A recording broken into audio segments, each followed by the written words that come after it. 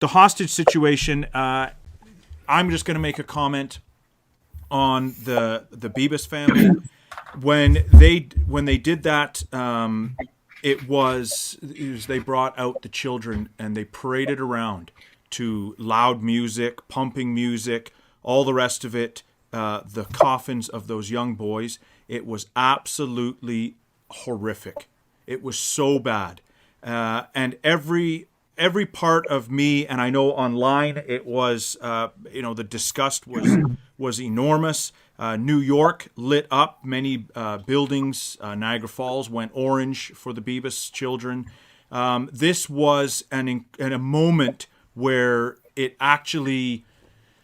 truly felt like, for Israel, this was it was maybe, I don't know if it's going to be the straw that breaks the camel's back. Maybe the straw that broke the camel's back was October 7th, but this is another one. And it feels like another moment where Israel is just saying enough.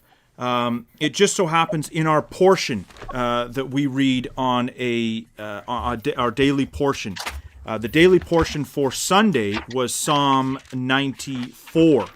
Psalm 94, and it was interesting because I had to. I was scheduled to speak on Sunday, and I looked up what the daily portion was for Sunday because we usually speak on the daily portion, and the daily portion was Psalm 94. Now it just so happens that Trump actually quoted 94 verse 1. Now, he would have had a slightly different, I'm reading King James. The King James is Lord God. In fact, the RV is, O Lord God, like almost, more emphatic. Lord God, to whom vengeance belongeth. O God, to whom vengeance belongeth, show thyself, or shine forth. This is an incredible, even any part of that, to bring the nation's attention to this verse, after October 7th, I think was powerful. He's referred to it again recently. It's for the nation of Israel. October 7th was just such a horrific moment. Then, as we fast forward, the Bibas children, that was just another moment where they just weep, they mourn, they are just in shock. It's terrible. But when we look at Psalm 94, I just keep looking at this and I keep going back to. We can ask. It can almost feel, does God see these things? What does He think? And when you look in Psalm 94, verse 5, verse 4, Lord, how long shall the wicked triumph? Verse 5, they break in pieces thy people, O Lord, and afflict thine heritage. They slay the widow and the stranger, and murder the fatherless. Yet they say, the Lord shall not see, neither shall the God of Jacob regard it. Understand ye, brutish among the people, and fools, when will ye be wise? He that planted the ear, shall he not hear? He that formed the eye, shall he not see? He that chastiseth the heathen, shall he not correct? He that teacheth man knowledge, shall he not know? The Lord knoweth the thoughts of man, that they are vanity. Blessed is the man whom thou chastenest, O Lord. And I just think the nation is being chastened. They are being, and this is, maybe we can talk about the shaping of the nation through all these things. But the Lord does not, He is not unmindful of these events. And verse 14, the Lord will not cast off His people, neither will He forsake His inheritance. And it carries on about His judgments to come.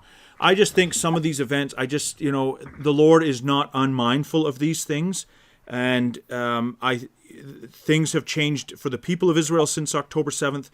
And I just, as we've watched events and the enemies of Israel begin to fall, it feels as if God has taken note as well. And so, again, it's one of these things we watch, and but the God of Israel is active, and I truly believe that. I mean, the thing with the Bibas children is genuinely heartbreaking as well, because when they were returned, it was clear, I think, from forensics, I think the state of Israel sent out evidence out to the nations around as well, that they were killed, I believe, by bare hands. Yes. Mm-hmm. So, I mean, you can just imagine how just awful that kind of situation is. And obviously they sent the wrong body back as well, with Shiri Bibas with the mum, first of all. Oh, But I mean, they it's stuffed just terrible. they stuffed propaganda leaflets in the coffins. Mhm. They locked the coffins and then gave them the wrong keys. I mean, it's just When I saw the ceremony and I was thinking about it later, we talked already about how there's a parallel between the Philistines of the time of David and then the Palestinians today in the Gaza Strip, and it made me realize there's like an echo of how the Philistines behaved with, like, when you think of when Israel was defeated on Mount Gilboa, how they took the body of Saul and they paraded the body of Saul and his sons in Beth Shan.